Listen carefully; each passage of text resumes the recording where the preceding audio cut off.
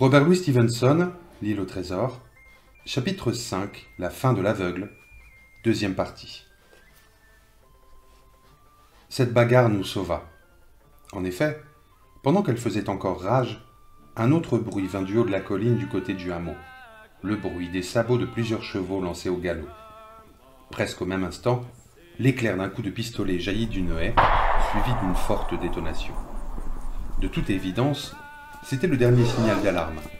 Les boucaniers se mirent à courir aussitôt dans toutes les directions, l'un du côté de la mer le long de la crique, l'autre en obliquant par-dessus la colline, et ainsi de suite.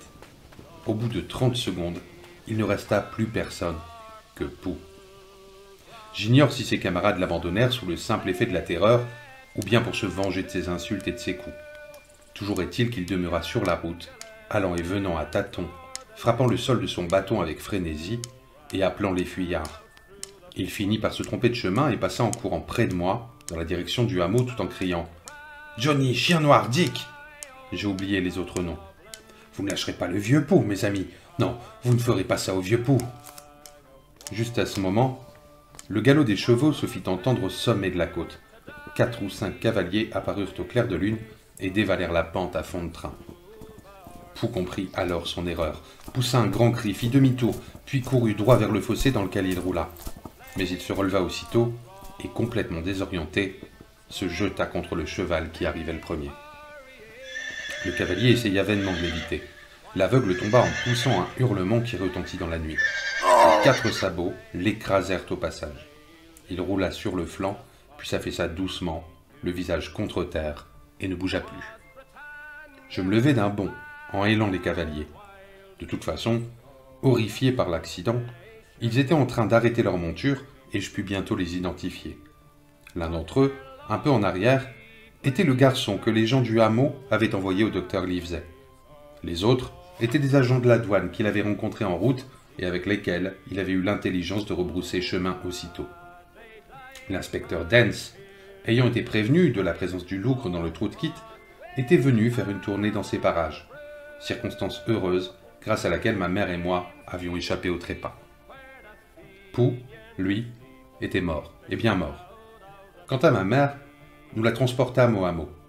Un peu d'eau froide et des sels ne tardèrent pas à la ranimer, et elle fut vite remise de sa terreur. Néanmoins, elle continua de déplorer la perte de l'argent qui leur restait dû.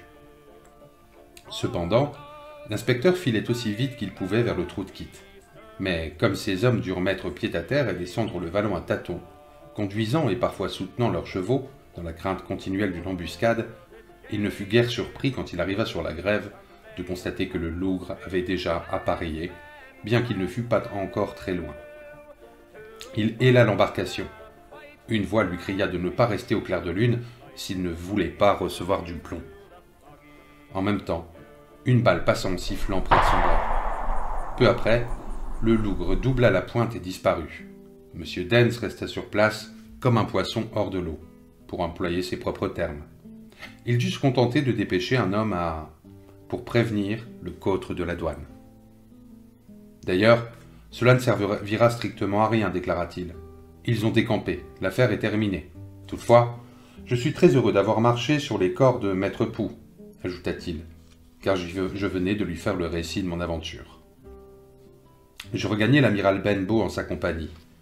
Nul ne saurait imaginer les dégâts subis par la maison.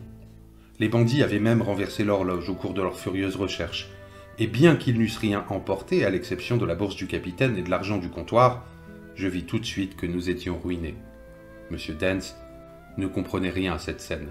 « Tu dis qu'ils ont pris l'argent ? Eh bien alors, Hawkins, que diable voulait-il d'autre ? Ils comptaient en trouver davantage, sans doute ? Non, monsieur, je ne crois pas.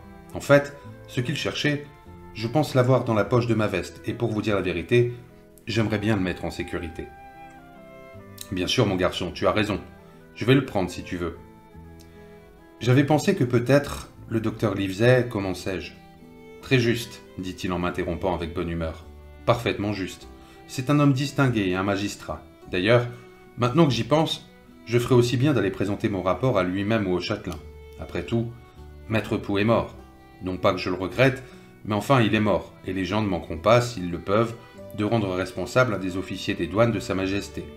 Si tu veux, Hawkins, je t'emmène avec moi. Je le remerciai vivement de son offre et nous regagnâmes le hameau où se trouvaient les chevaux.